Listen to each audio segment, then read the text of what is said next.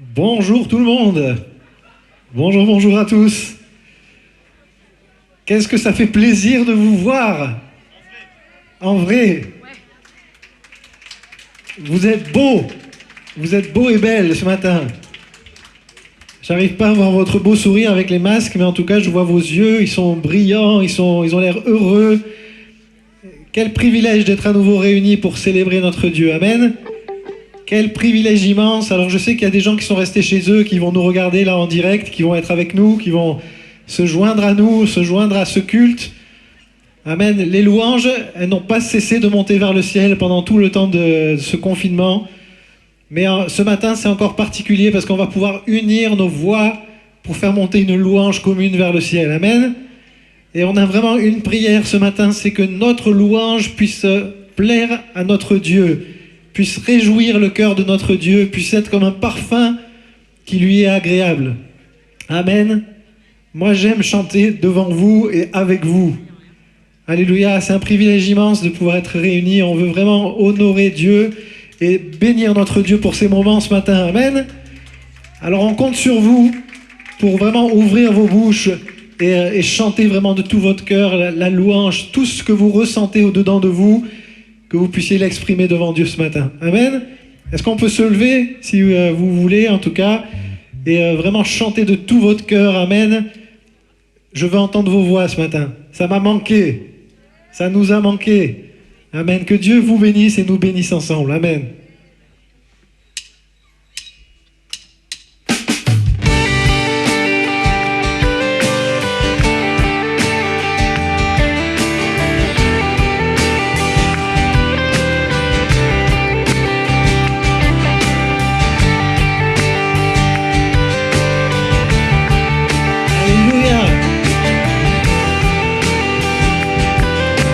Notre Dieu est puissant, Dieu est puissant, il est juste et grand, il peut tout accomplir,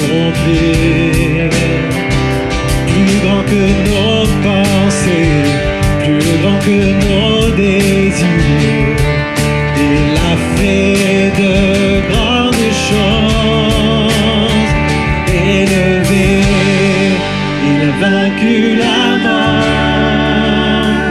oui il vit, mon Dieu est puissant, en son nom, j'ai la victoire, alléluia, le Seigneur, mon Dieu est puissant.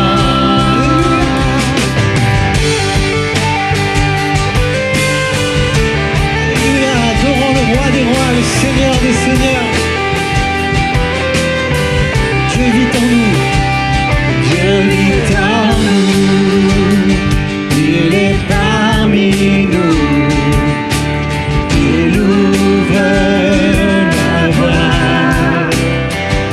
plus grand que nos attentes, plus grand que nos espoirs, il a fait de grandes choses.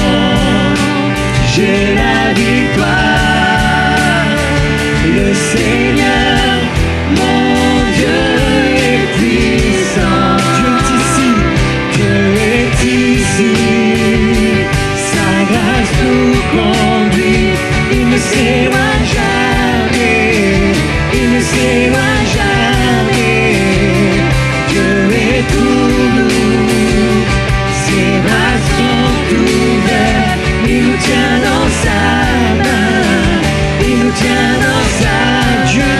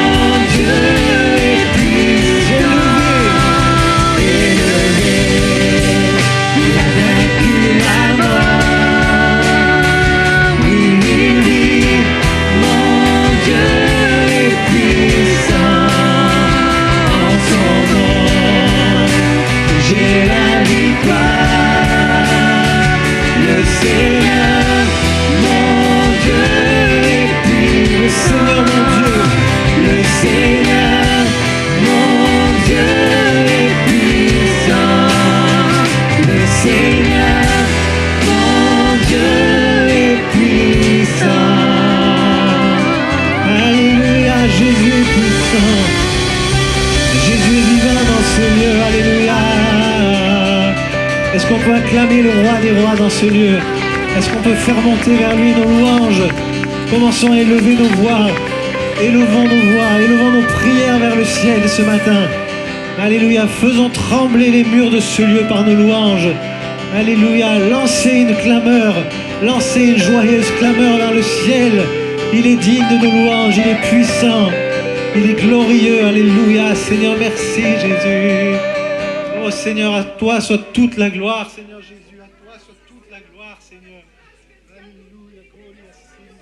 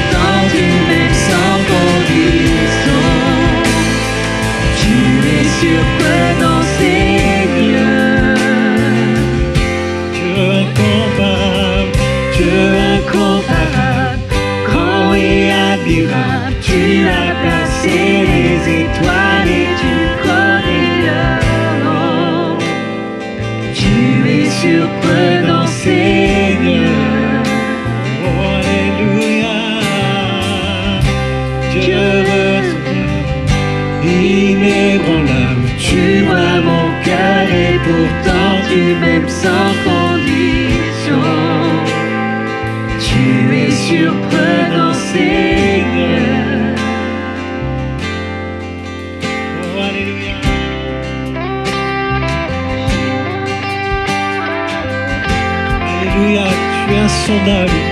Seigneur, tu es inébranlable, Jésus. Seigneur, et nul n'est comme toi, Seigneur. Nul ne peut t'égaler, Seigneur Jésus. Alléluia. Merci parce que tu es tout puissant. Et merci parce que tu règnes dans ce lieu, Seigneur. Merci parce que ta vie est là au milieu de nous, Seigneur. Merci parce que ton souffle de vie remplit ce lieu. Alléluia. Jésus, je veux t'adorer. Nul n'est semblable à toi. Nul n'est semblable à toi.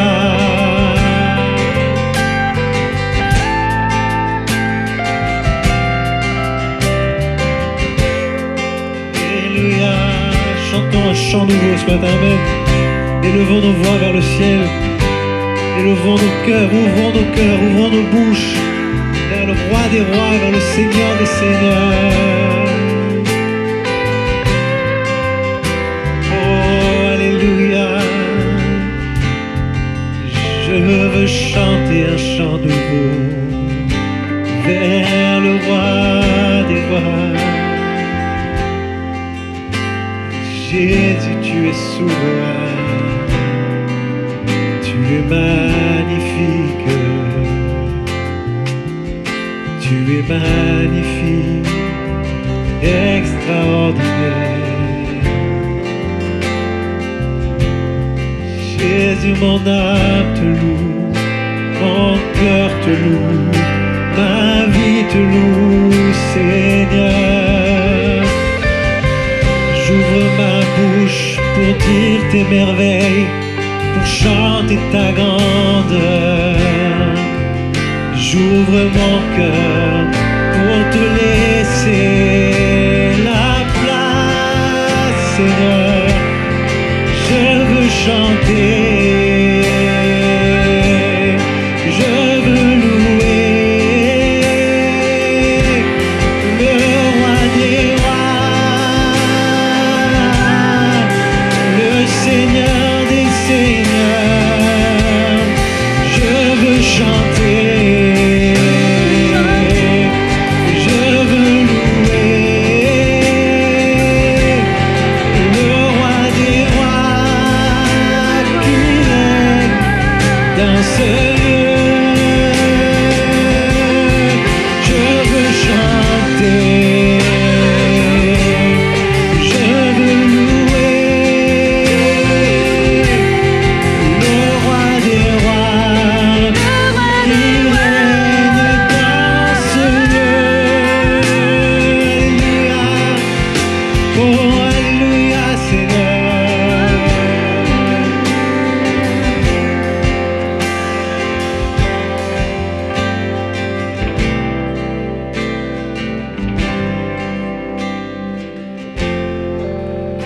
Alléluia, Jésus.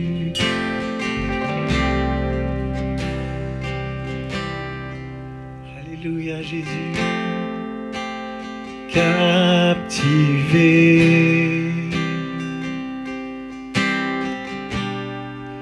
par l'éclat de ta beauté,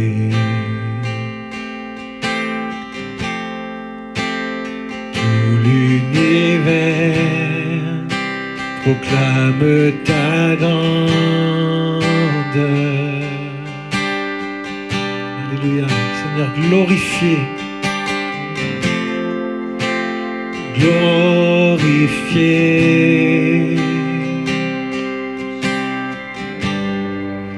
par les anges prosternés. Tu es assis à la droite du Père.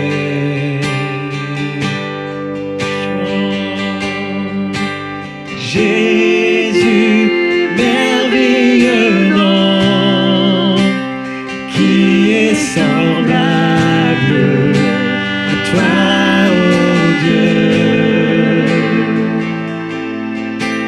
Jésus, ton précieux nom est digne d'hommage.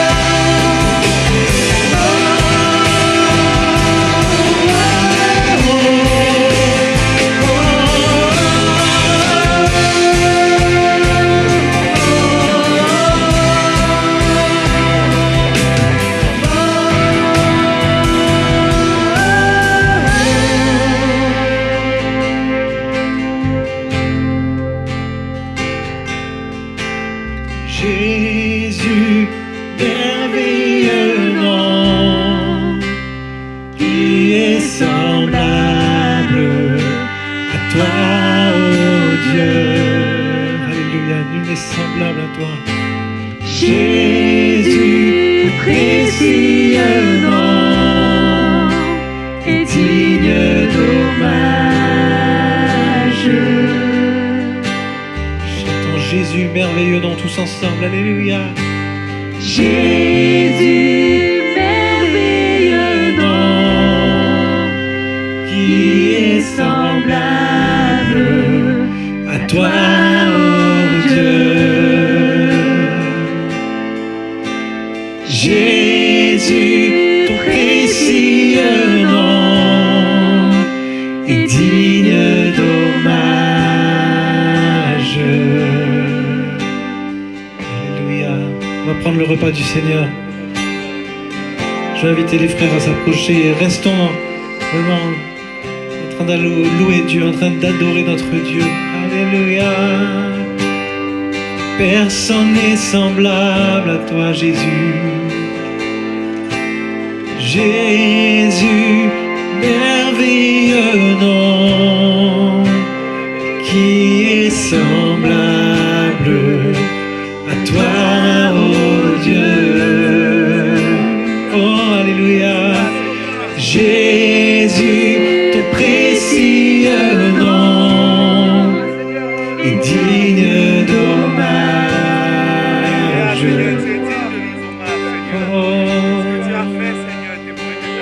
Jésus, Jésus, merveilleux nom, qui est semblable à toi, ô Dieu. Jésus, ton précieux nom est digne d'hommage.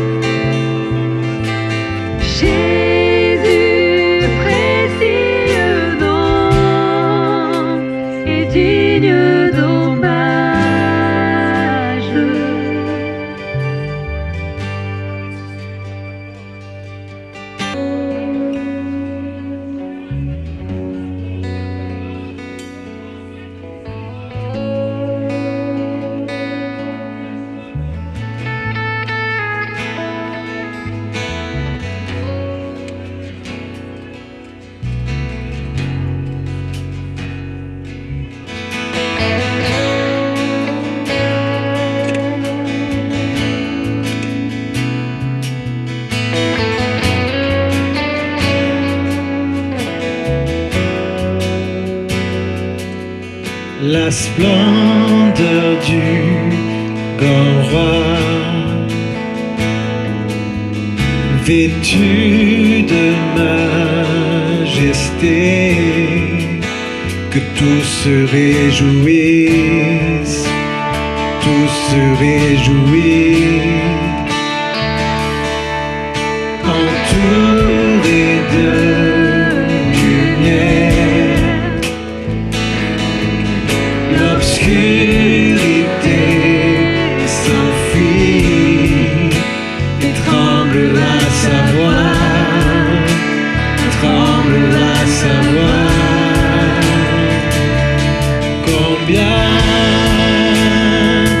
Dieu est grand, chantons tous combien Dieu est grand, et tous diront combien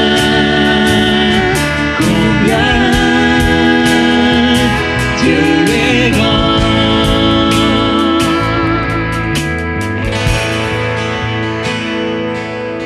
Il demeure d'âge en âge, les temps sont dans sa main, du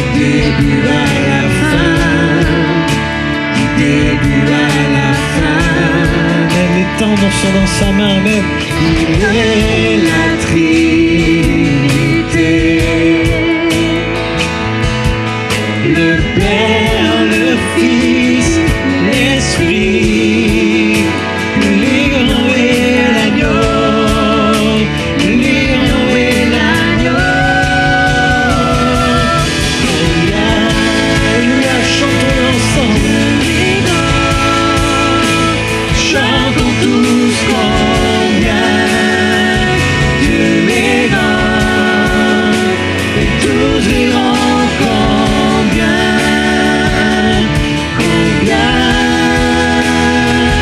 Dieu est grand. Chantons combien Dieu est grand, combien Dieu est grand. Alléluia. Chantons tous combien Dieu est grand, et tous verront combien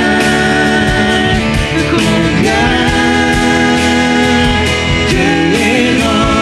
Alléluia, son nom est élevé au-dessus de tout autre nom. Alléluia. Son nom est élevé. Il est digne de louange. Jésus, mon cœur dira combien Dieu est grand.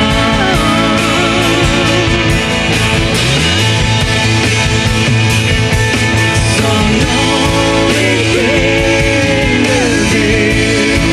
Jésus, il est digne de louange. Il est digne de louange.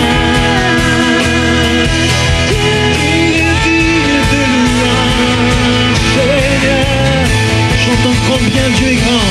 Combien Dieu est grand. Chantons tous combien Dieu est grand, et tous diront combien Dieu est grand. Alléluia, chantons combien Dieu est, combien.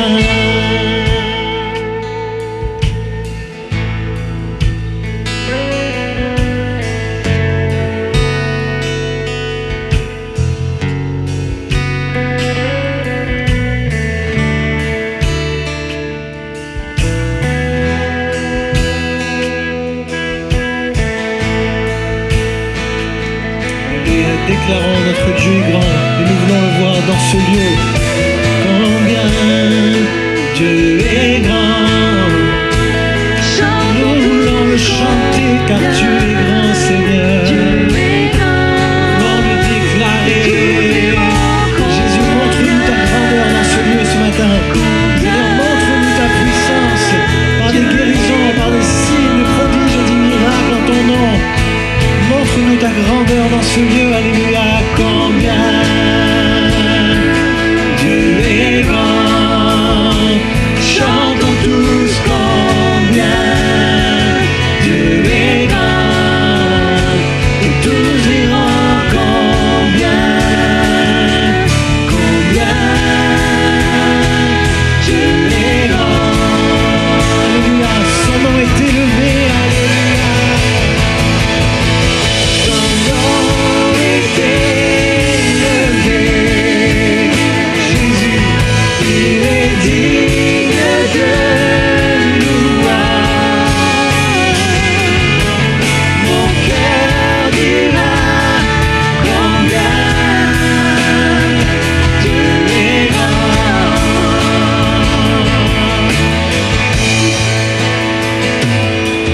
Son nom est élevé.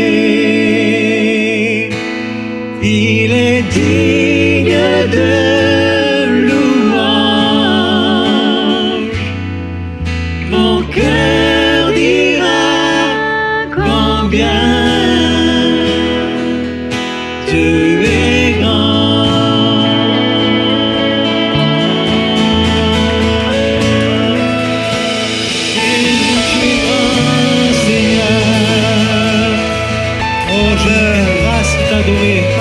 amen. Seigneur, tous ensemble, nous disons, tu es le plus grand, tu es le plus beau, tu es le plus fort. À toi revient toute la gloire. Alléluia. Pour dire, Seigneur, nous te rendons gloire. Amen, amen. Il est glorieux, il est merveilleux. J'aimerais vous dire combien on est heureux de vous retrouver. Amen. Pourriez dire à ceux qui sont autour de vous, heureux d'être ensemble, hein, sans s'approcher trop, voilà, mais heureux de vous retrouver, d'être à nouveau ensemble.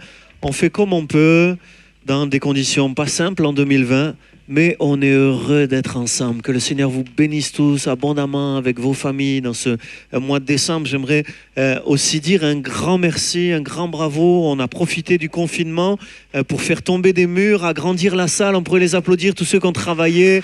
André, Jean-Louis, Jacques, Alain, Laurent, Antoine, je sais plus. Les Roumains nous ont aidés. Voilà, pour le ménage, on a des sœurs. Vraiment, ça a été une bénédiction. On a profité de l'opportunité pour être plus à l'aise pour nous réunir ensemble pour le Seigneur. Et puis, ce que j'aimerais dire aussi, c'est que les conditions sont particulières, en tout cas pour ce dimanche et le suivant.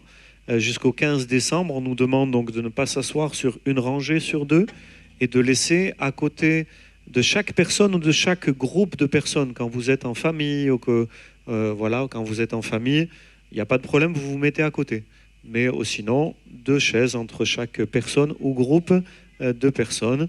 C'est la réglementation, c'est ce qu'on nous a demandé jusqu'au 15 décembre. Et après, la suite, on ne la connaît pas, mais on fait confiance au Seigneur. Si c'est le plus grand, il est au-dessus de toute autorité. Alléluia. Et il tient tout dans sa main. Et on suit les instructions des autorités qu'il nous a demandé de respecter. On fait les choses le mieux possible. Et ce qu'on veut, c'est le servir lui, plus que tout.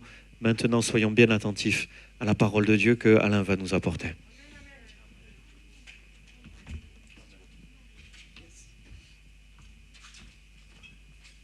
Voilà, bonjour à tous, gloire à Dieu. Vous allez bien? L'église d'Antibes va bien? C'est une joie de nous retrouver pour célébrer le Seigneur ensemble. Et comme promis, on a donc les petits ouvrages que l'on avait annoncés pour les ados. On a donné déjà à plusieurs ados. Et si vous êtes vous-même un adolescent ou un ado retraité, vous pouvez y aller. Voilà, tant qu'il y en a, ils sont pour vous. Si vous avez donc des petits-enfants, des voisins, c'est énorme. Ce livre, il est énorme. Il y a un témoignage d'un joueur de Montpellier, un ancien champion de France avec l'Olympique de Marseille. Il dit, moi j'ai 42 ans, il joue encore en Ligue 1. Et les gens lui disent, mais comment tu fais? Et il dit, moi je ne vais pas en boîte de nuit, depuis plus de 20 ans, je suis fidèle à ma femme, je ne vais pas en boîte de nuit, je prie, je marche avec Christ, il est fier de sa foi. Et c'est plein de témoignages comme ça, des gens de tous les sports, de toutes origines. Vous avez Olivier Giroud et d'autres. Allez-y, c'est offert par l'Église et c'est bon d'avoir ce genre d'ouvrage, ça fait plaisir. Tiens Laurent, un ancien ado, Laurent. Laurent. Cathy, c'est encore un peu un ado, Laurent, non? Ouais, c'est ça. On est heureux d'être ensemble.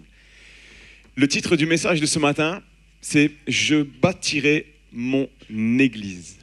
Une parole de Jésus que l'on retrouve dans l'évangile de Matthieu, si vous avez vos Bibles, au chapitre 16 et au verset 16. Évangile de Matthieu, chapitre 16 et verset 16. Il est dit ceci, vous savez, c'est ce moment où Jésus posera la question aux disciples en disant « Qui dit-on que je suis ?» Les gens disent « Qu'est-ce que les gens disent à mon sujet ?» Et Jésus pose cette question et Pierre répond au verset 16. Simon-Pierre répondit « Tu es le Christ, le Fils du Dieu vivant. » Et Jésus, reprenant la parole, lui dit « Tu es heureux, Simon, fils de Jonas, car ce ne sont pas la chair et le sang qui t'ont révélé cela, mais c'est mon Père qui est dans les cieux. Et moi, je te dis que tu es Pierre et que sur cette pierre, je bâtirai mon Église et les portes du séjour des morts ne prévaudront point contre elle. Je te donnerai les clés du royaume des cieux. Et ce que tu lieras sur la terre sera lié dans les cieux. Ce que tu délieras sur la terre sera délié dans les cieux. Amen. Amen. Le cœur du message, c'est sur ces 4 mots. Je bâtirai mon Église. Je bâtirai mon Église. Jésus avait prévu qu'il allait y avoir du combat, de l'opposition. Et vous le savez, qu'il y en a eu au fil des siècles de l'opposition contre l'Église. Mais Jésus avait prophétisé ici. Et les portes du séjour des morts ne prévaudront point contre elle. personne ne pourra détruire l'Église. Et c'est ce que Jésus dit ici. Et c'est ce que nous vivons. 2020, on est là. Covid. Et alors, on est là. Il y a eu la persécution et nous sommes là. Nous sommes sur une terre qui a été remplie, abreuvée de sang de nos prédécesseurs qui ont été persécutés pour leur foi, même en France. Mais l'Église a tenu bon et elle tiendra bon. Que le nom du Seigneur soit béni. C'est lui qui bâtit son Église. Et ce matin, je vais faire un parallèle entre le fait que le Seigneur bâtit son Église et un épisode glorieux de l'Ancien Testament. Le moment où le culte est restauré. Sous le règne du roi Ézéchias, il va y avoir un temps extraordinaire de restauration du culte. Une Pâque, une fête de la Pâque extraordinaire va être célébrée. Et tout part donc de ce fameux roi Ézéchias. La Bible nous dit qu'il n'y a pas eu d'autre roi semblable à Ézéchias. C'était pas n'importe qui, Ézéchias. Il a vécu un temps extraordinaire. Il s'est consacré à Dieu. Pourtant, en introduction, je voudrais vous dire ceci. Le roi Ézéchias était le fils d'Akaz. Akaz, c'est l'un des pires rois d'Israël. Il y en a eu beaucoup, des mauvais rois. Mais lui fait partie de ceux qui ont pratiqué des choses abjectes. Il a été même jusqu'à sacrifier ses enfants. Et ce qui me parle, ce qui m'interpelle ici, il a sacrifié ses enfants pour des idoles. Ce qui m'interpelle ici, c'est que ce roi abject, ce roi abominable va avoir un fils et que ce fils va devenir l'un des plus grands rois d'Israël. Ça me parle d'une chose, ça me fait un clin d'œil pour ma vie, pour vos vies. Quel que soit ton passé ou ta famille, tu as un avenir en Christ. Dieu ne regarde pas notre livret de famille, ne regarde pas la famille dans laquelle nous sommes nés, dans laquelle nous avons évolué. Il ne regarde pas le contexte, est-ce que nous avons de l'argent, est-ce que nous n'en avons pas. Le Seigneur regarde au cœur et tout est possible dans n'importe quelle destinée. Amen. Je bascule dans le deuxième livre des Chroniques, au chapitre 29. Et je vous demande d'être attentif à la lecture de la parole de Dieu, 2 Chroniques 29. Nous lisons à partir du verset 1er. Il est dit ceci, Ézéchias devint roi à l'âge de 25 ans. Et il régna 29 ans à Jérusalem. Sa mère s'appelait Abijah, fille de Zacharie. Il fit ce qui est droit aux yeux de l'Éternel, entièrement comme avait fait David son père. Vous l'avez compris, ce n'était pas son papa, David, mais voilà, son illustre prédécesseur. La première année de son règne, au premier mois, il ouvrit les portes de la maison de l'Éternel et il les répara. Il fit venir les sacrificateurs et les Lévites qu'il assembla dans la place orientale et il leur dit « Écoutez-moi, Lévites, maintenant, sanctifiez-vous. Sanctifiez la maison de l'Éternel, le Dieu de vos pères, et mettez ce qui est impur hors du sanctuaire. Car nos pères ont péché, ils ont fait ce qui est mal aux yeux de l'Éternel, notre Dieu, ils l'ont abandonné, ils ont détourné leur regard du tabernacle de l'Éternel et ils lui ont tourné le dos. Ils ont même fermé les portes du portique et éteint les lampes. Et ils n'ont offert au Dieu d'Israël ni parfum ni holocauste dans le sanctuaire. Aussi, la colère de l'Éternel a été sur Juda et sur Jérusalem, et il les a livrés au trouble, à la désolation et à la moquerie, comme vous le voyez sous vos yeux. Et voici, à cause de cela, nos pères sont tombés par l'épée, et nos fils, nos filles et nos femmes sont en captivité.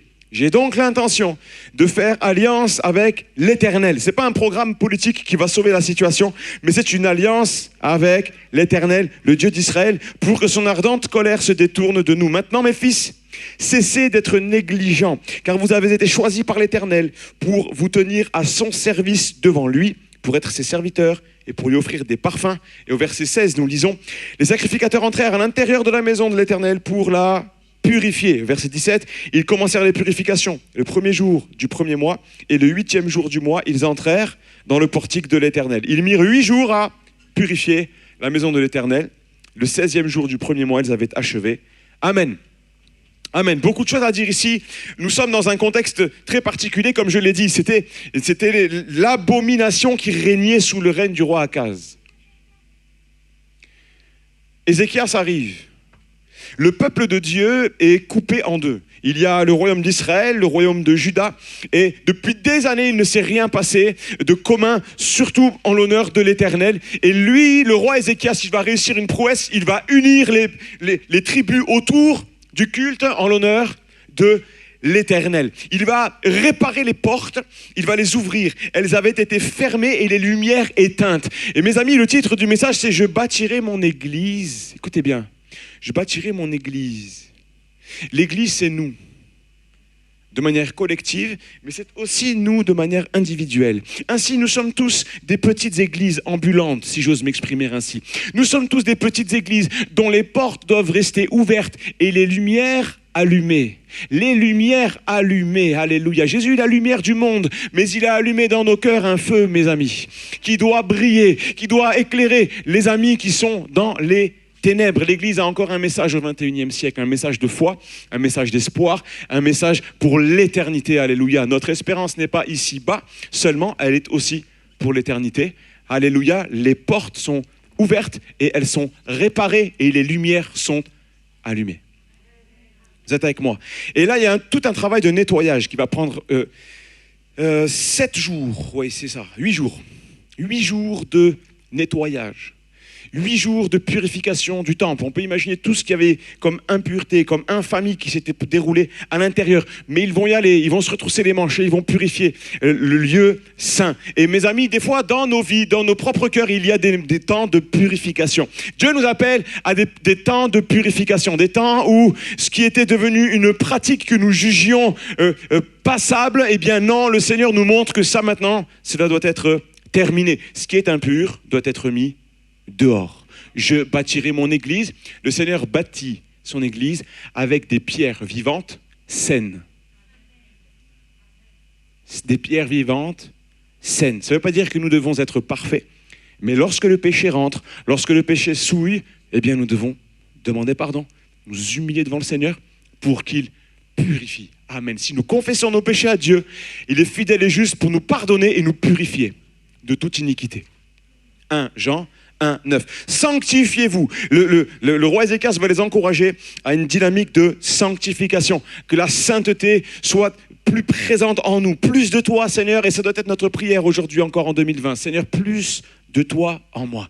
Verset 5, Ézéchias parle, il leur dit, le Dieu de vos pères, le Dieu de vos pères. Mes amis, écoutez bien, Dieu ne doit jamais être le Dieu de notre père. Il est, c'est vrai, le Dieu d'Abraham, d'Isaac et de Jacob, mais il est mon Dieu. Et s'il n'est pas ton Dieu à toi, alors tu dois faire une rencontre avec le Seigneur. Notre famille ne nous procurera jamais la foi. Mes amis, c'est une décision personnelle. La foi, c'est personnel. Le salut, c'est personnel. Un jour, nous passerons tous de ce monde à l'éternité. Et ce qui va faire la différence entre ceux qui se réveilleront dans le royaume des morts et ceux qui seront dans la gloire de Dieu, c'est le choix personnel que nous avons pris durant notre vivant ici. C'est pas notre famille, on ne pourra pas dire moi je suis le fils d'un tel, la fille d'une telle, non, ça ne marchera pas. C'est personnel, ça sera personnel. Dieu regarde au cœur. Il fallait qu'il devienne leur Dieu. Je bâtirai mon église. Je bâtirai mon église. Comme je l'ai dit tout à l'heure, il y a un travail de réconciliation qui se passe entre le sud et le nord, entre Israël et Juda, une réconciliation autour du culte en l'honneur de l'Éternel. Il va y avoir une réconciliation, mais il y aura des moqueurs. Il y a des gens qui vont dire, mais nous ne voulons pas. On va se moquer d'eux. Dans 2 Chroniques 30, verset 10, vous trouvez des références à cela, si vous voulez, on peut le lire ensemble. 2 Chroniques, chapitre 30, et au verset 10, il est dit ceci, c'est intéressant. Les coureurs, donc il y a des gens qui sont payés pour courir, vous voyez, pour aller annoncer, on répare les portes, on ouvre le temple, on allume les lampes, venez, nous allons célébrer la Pâque. Et là, il est dit, les coureurs allèrent de ville en ville, dans le pays d'Éphraïm et de Manassé et jusqu'à Zabulon. Mais on se riait et l'on se moquait d'eux. Cependant, quelques hommes d'Azer et de Manassé, de Zabulon, s'humilièrent et vinrent à Jérusalem. Ceux qui veulent, vous savez, le Seigneur ne force personne, ni à se sanctifier, ni à lui appartenir, ni à le servir, mais c'est ceux qui veulent. Et ici, un peuple nombreux se rassemble. Il y a ceux qui se moquent, c'est vrai, mais il y a un peuple nombreux qui se rassemble. Et Ézéchias va les encourager, il va leur dire, cessez d'être négligents. Jésus bâtit son église avec des personnes qui sont conscientes de l'importance de l'église. Cessez d'être négligents, dit le roi Ézéchias, je bâtirai mon église. La négligence nous pousse à accepter l'inacceptable, à tolérer l'intolérable, à pratiquer des choses qui souillent l'intérieur. Vous savez, il y a des années de ça, on avait une voiture avec ma femme, une Fiat Punto. Et c'était rigolo, il nous arrivait un truc sympa. On a changé de voiture un jour. Et on avait toujours la vieille. Donc l'ancienne voiture, c'était la Fiat Punto. Et on s'est dit, bon, puisque personne n'en veut de cette voiture, on l'a laissée dans un parking. On a pris la nouvelle voiture et on a roulé. Et pendant 1 mois ou 2 mois, on a laissé la vieille voiture sur un parking. Quand on est revenu, ce n'était plus une voiture, c'était devenu un champignon à roulettes. Des champignons de partout, dans toute la voiture. Parce que c'était dans un lieu humide.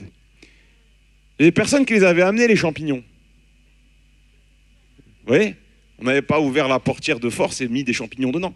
Ils étaient venus tout seuls, avec l'humidité. Le péché, ça s'installe tout seul. Dans l'Ancien Testament, il est parlé de maisons qui ont la lèpre. C'est des champignons. L'humidité. L'impureté qui s'installe petit à petit, sans que rien ne rentre de manière physique. Il n'y a pas de... Voilà. Aucun champignon n'est rentré, ils se sont créés par le climat, par l'humidité. Ça, c'est un avertissement. Cessez d'être négligent. C'est ça, pour pas que la lèpre rentre dans nos maisons. Cessez d'être négligent. Vous avez été choisis, nous l'avons lu ensemble au verset 11. Vous avez été choisis. Cessez d'être négligent, mes fils, car vous avez été choisis par l'Éternel pour faire le service. Nous avons été choisis. Ici, il se passe quelque chose. Ils vont offrir un sacrifice. Ils vont commencer à offrir les holocaustes et des chants.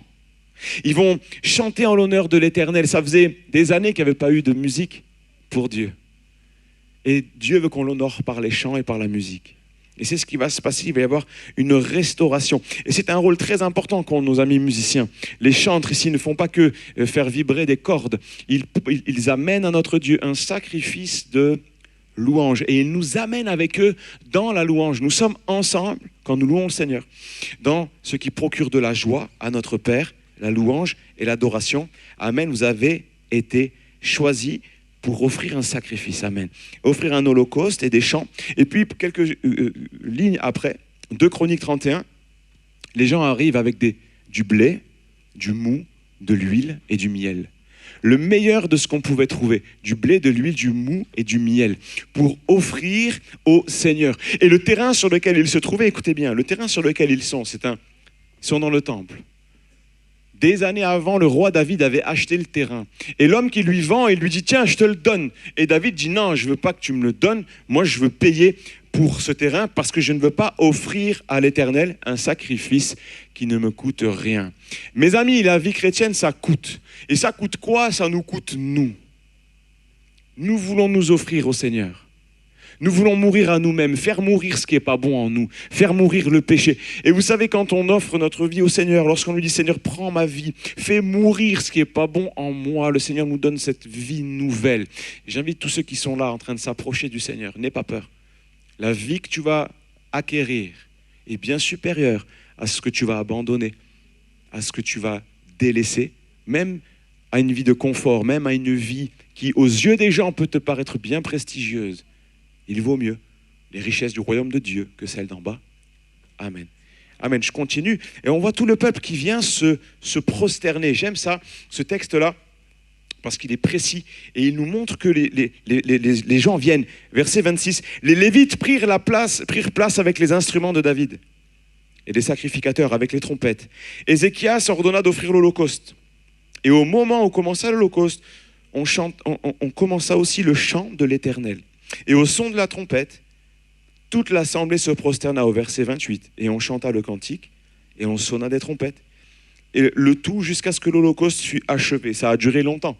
Des chants, des moments de proclamation, d'acclamation qui ont duré longtemps. Et quand on eut achevé, le roi et tous ceux qui étaient avec lui fléchirent les genoux et se prosternèrent.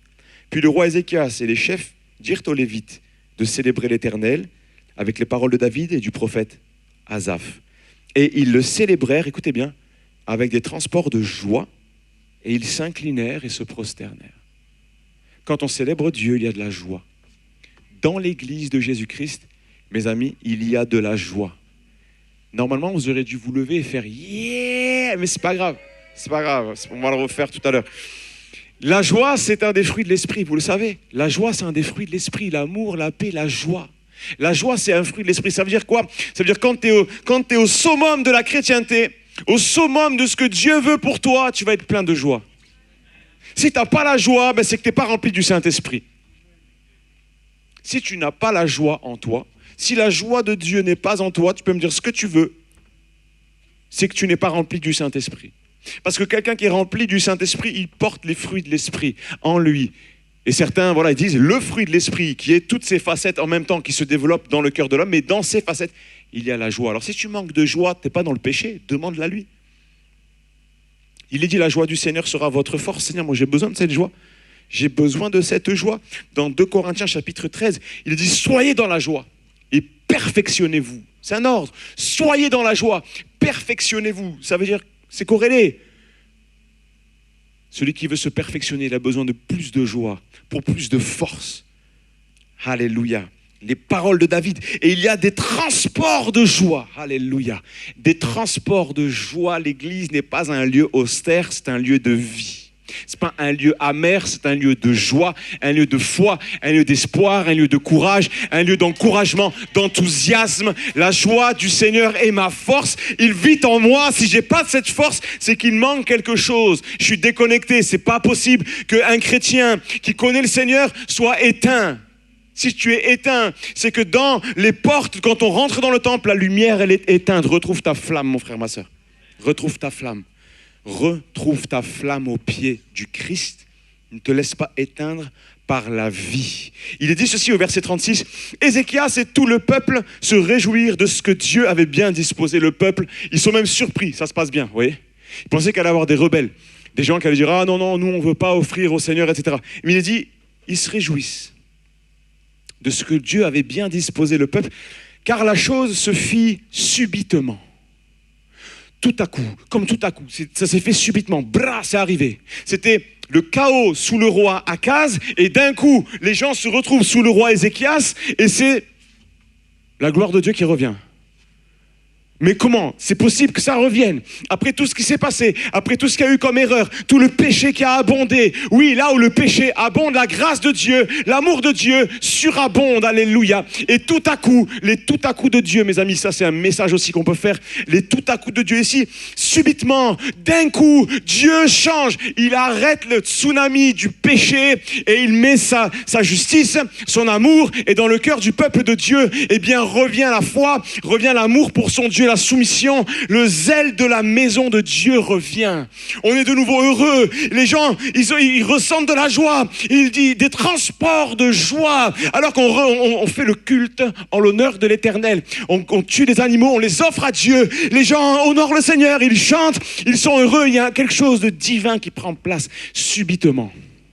Quel que soit où nous en sommes.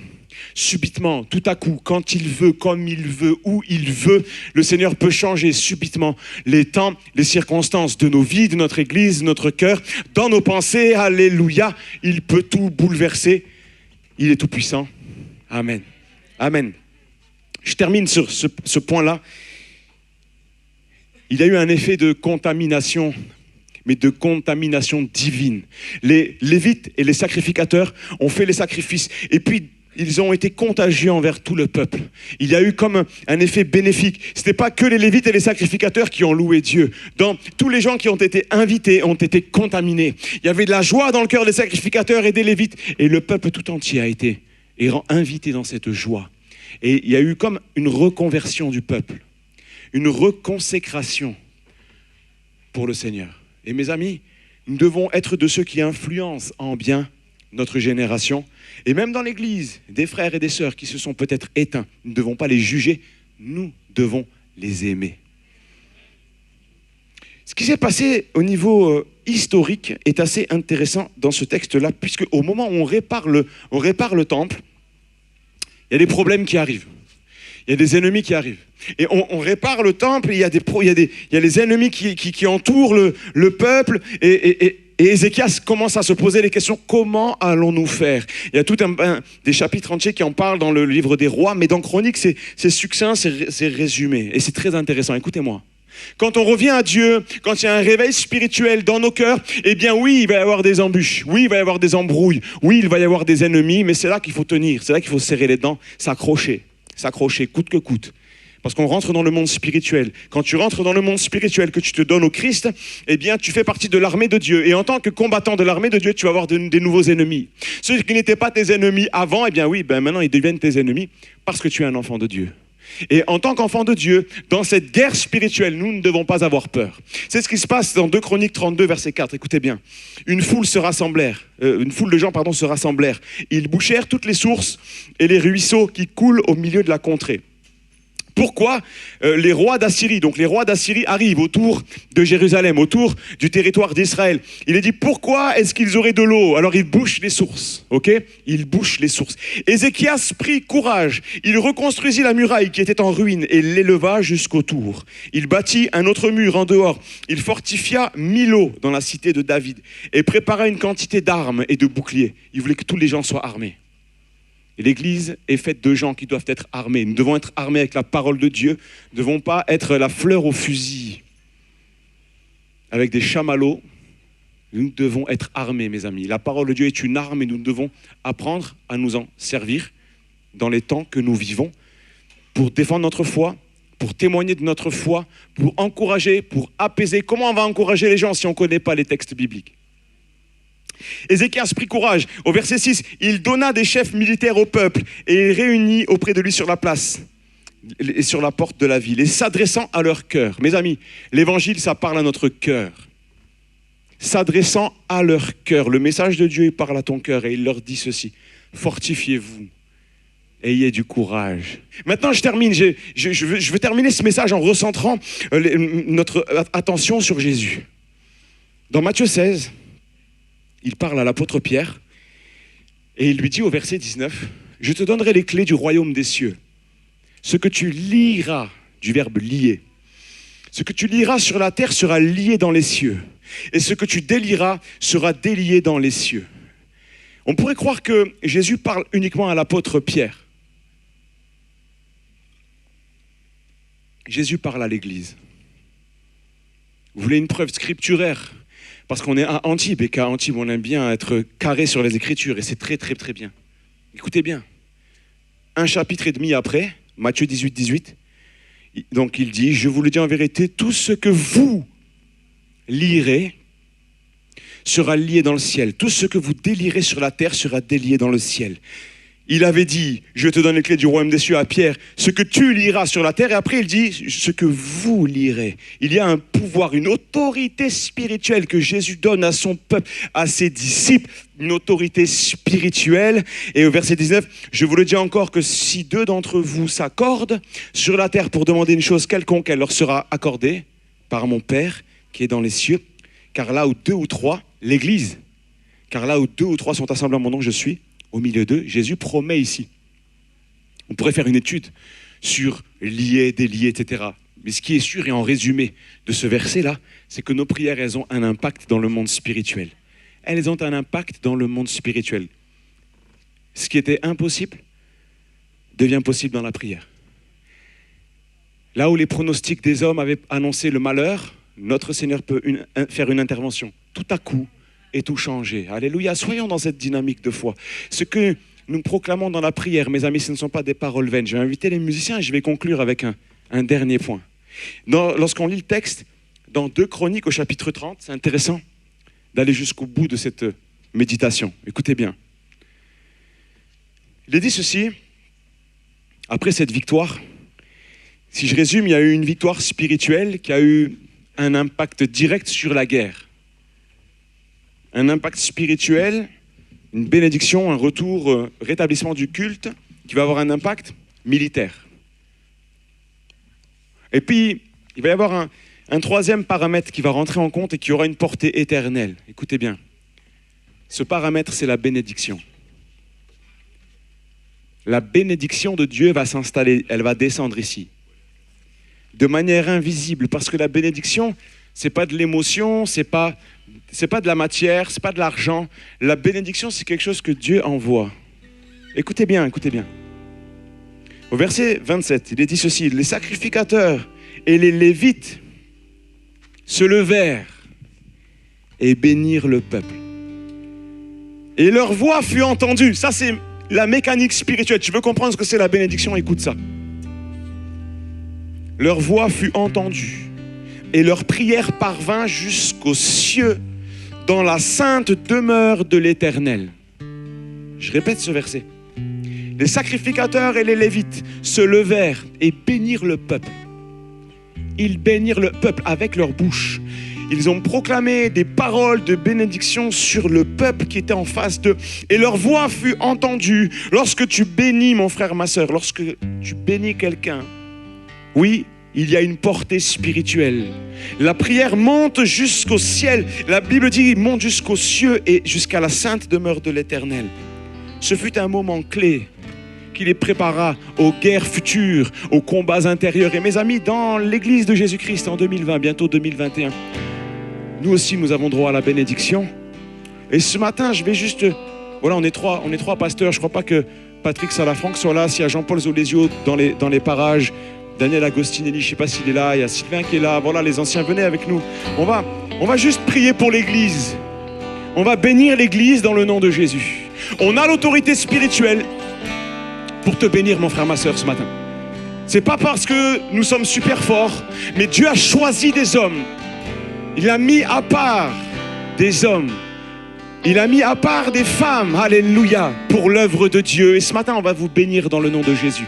Alors ceux qui veulent, vous levez. On n'est pas dans une phase mystique, on est dans la prière où on reçoit la bénédiction. Et nous croyons à l'impact de nos prières maintenant et nous voulons vous bénir. Alors commence à dire, Seigneur, je veux recevoir ce matin. Tu bâtis ton église. Seigneur Jésus, tu bâtis ton église. Tu bâtis ton église. Je bâtirai mon église. Et les portes du séjour des morts ne prévaudront point contre elle. Seigneur, tu bâtis l'église maintenant. Nous prions pour que tu envoies la bénédiction. Laisse le Seigneur maintenant faire descendre sur ta vie la bénédiction. Reçois, mon frère, ma soeur. Tu reçois maintenant. Tu reçois maintenant. Nous prions, nous appelons la bénédiction à descendre sur toi maintenant. Reçois par la foi. C'est par la foi que ça se passe. Tu reçois maintenant la bénédiction de Dieu. Celle qui vient briser la malédiction maintenant. Reçois la bénédiction, mon frère, ma soeur. Reçois maintenant. Tu reçois maintenant par la foi. Tu proclames. Seigneur, je reçois la bénédiction de Dieu dans mon corps, dans ma famille, dans mon foyer, dans mon couple. Je reçois la bénédiction maintenant. Seigneur, remplis ma vie ce matin. Seigneur, nous bénissons maintenant avec les frères qui sont là. Nous bénissons l'église d'Antibes. Nous proclamons que tu n'en as pas fini avec elle. Seigneur, le meilleur est devant nous. Quoi qu'en disent les médias, nous avons foi en ton nom, Jésus. Bénis l'église. Bénis les papas, les mamans, les grands-pères, les grands-mères. Seigneur, les enfants, les ados. Seigneur, nous avons foi en toi. Que la bénédiction de l'Éternel descende maintenant. Qu'elle descende maintenant. Au nom de Jésus. Qu'elle descende. Tu reçois, mon frère, ma soeur, maintenant. Tu reçois, mon frère, ma soeur, maintenant. Alléluia. Je vais laisser Jean-Paul continuer la prière et puis on prendra un chant. Merveilleux Seigneur, merveilleux Jésus. Nous savons que tu bâtis, nous savons que tu purifies nos cœurs, Jésus. Nous savons que tu as arraché toute mauvaise racine, Seigneur.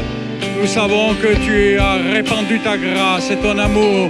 Nous savons que ton huile sainte coule sur notre tête, sur nos cœurs, sur nos âmes. Nous te disons, Jésus, prends toute la place en moi. Prends toute la place dans mon cœur. Prends toute place, toute sainteté en moi, Jésus. Merci pour le sang précieux qui purifie le temple. Merci pour le sang précieux qui sort toutes les choses mauvaises à l'extérieur et qui purifie. Merci, Jésus. Merci parce que nous croyons que tu as répandu ta grâce, ton amour et que tu vas nous revêtir de toute la puissance d'en haut pour marcher sur toute la puissance de l'ennemi. Merci Jésus parce que tu combats pour nous, tu combats pour chacun de mes frères et sœurs et tu répands la victoire dans les cœurs, dans les vies, dans les foyers. Merveilleux Jésus, merveilleux Seigneur. Alléluia. Amen. Christ est tout pour moi, amen. Amen. Christ est tout pour moi. Il est ma récompense.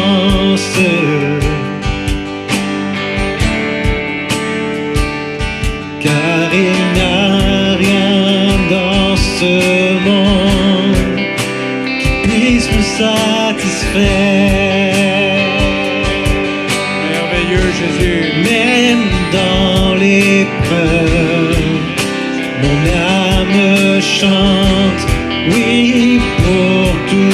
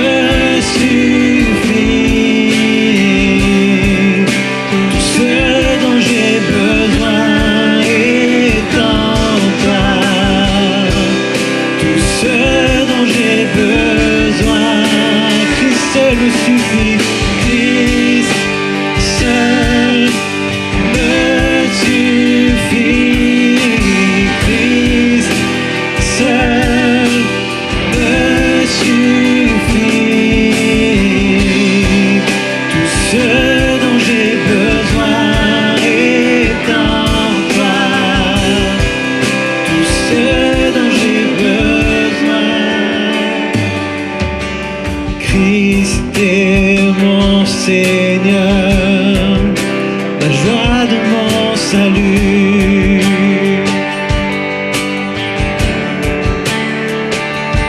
Et cet espoir est sans fin, le ciel est ma demeure.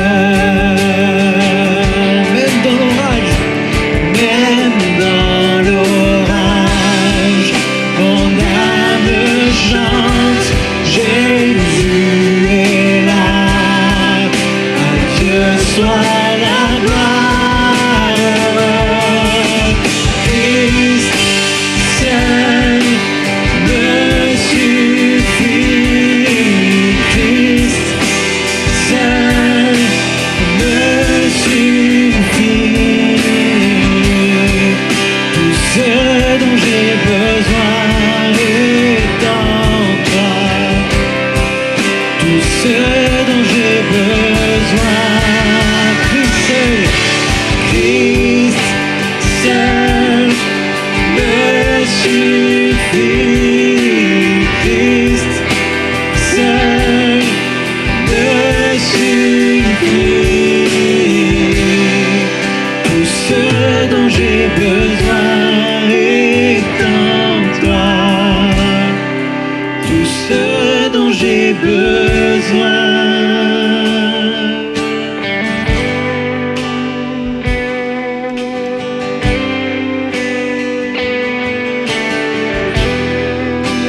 Alléluia Jésus.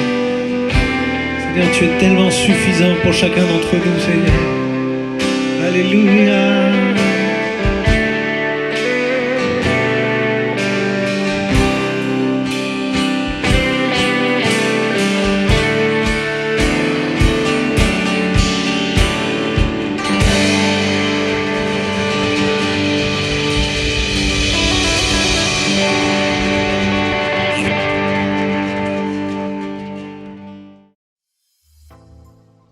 Bonjour les enfants. Alors voilà, on est trop contents de vous retrouver. Il y a peut-être la caméra, mais c'est pas grave. On va passer un bon moment ensemble.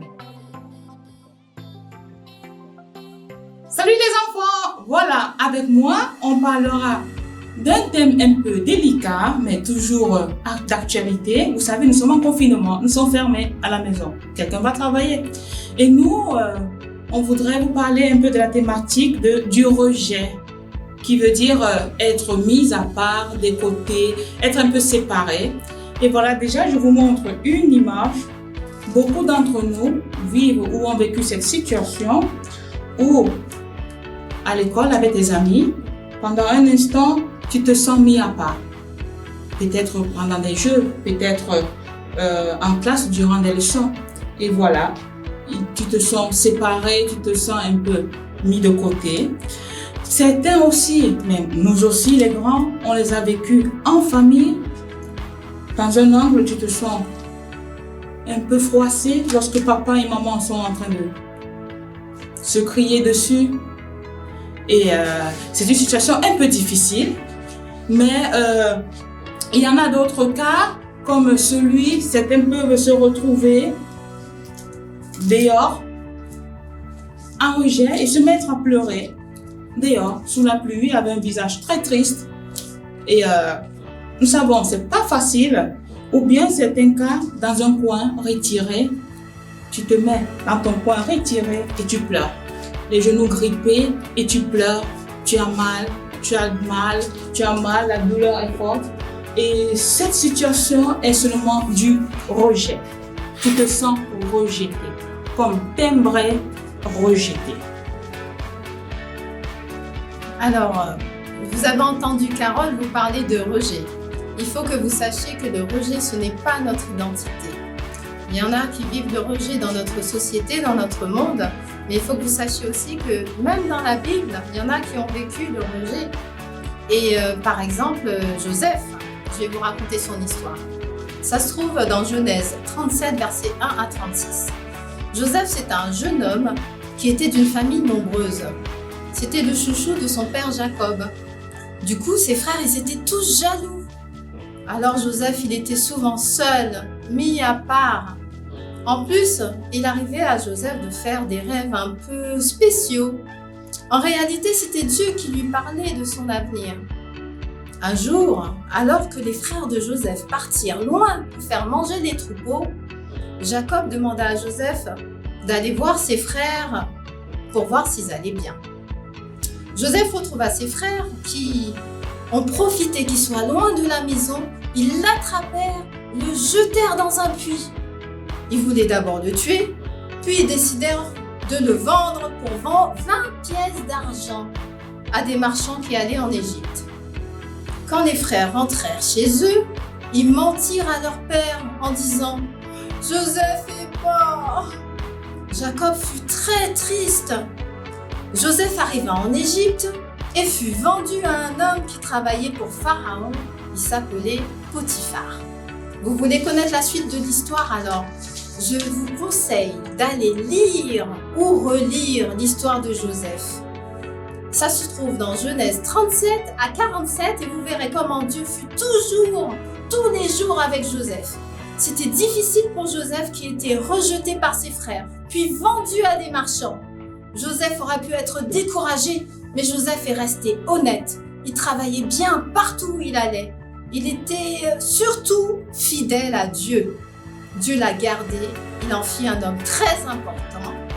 Oui, Joseph est passé d'esclave, ensuite prisonnier, pour devenir gouverneur de tout l'Égypte. Oui, gouverneur de tout l'Égypte portant l'anneau de Pharaon.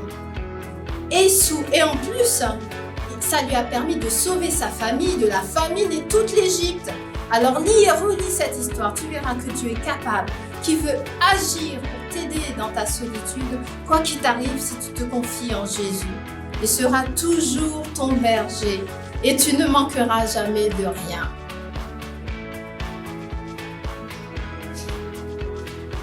Comme vous venez d'écouter l'histoire biblique, Jésus l'a dit en Matthieu 28, 20, je suis avec vous tous les jours jusqu'à la fin du monde.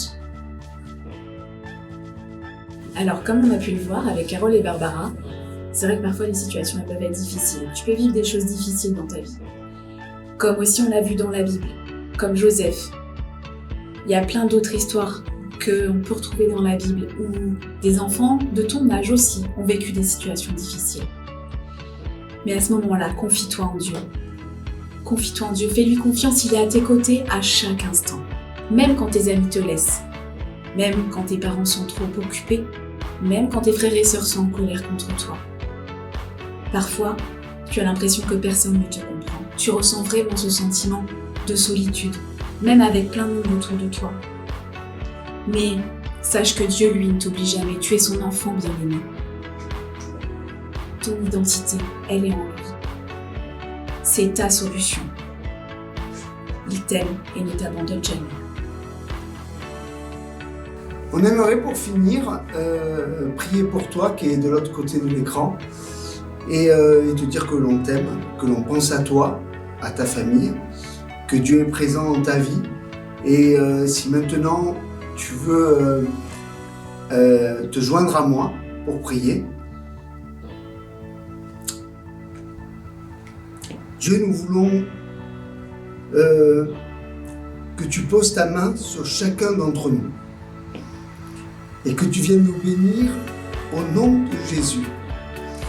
Toi qui es de l'autre côté de l'écran, toi qui es là, qui pense que tout est difficile, que tout est compliqué, Dieu est là pour toi. Dieu veut poser ta main sur toi maintenant, au nom de Jésus. À bientôt!